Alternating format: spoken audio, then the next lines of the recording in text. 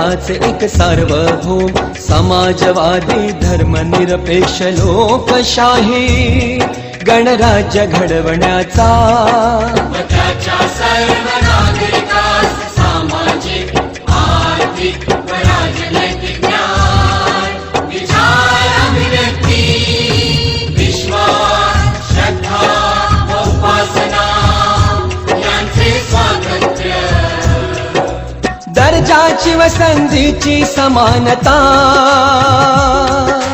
निश्चितपणे प्राप्त करून देण्याचा आणि त्या सर्वांमध्ये व्यक्तीची प्रतिष्ठा व राष्ट्राची एकता आणि एकात्मता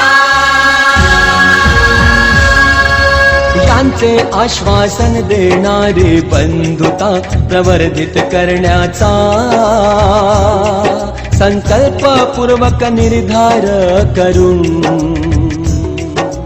आमच्या संविधान सभेत आज दिनांक 26 नोव्हेंबर 1949 रोजी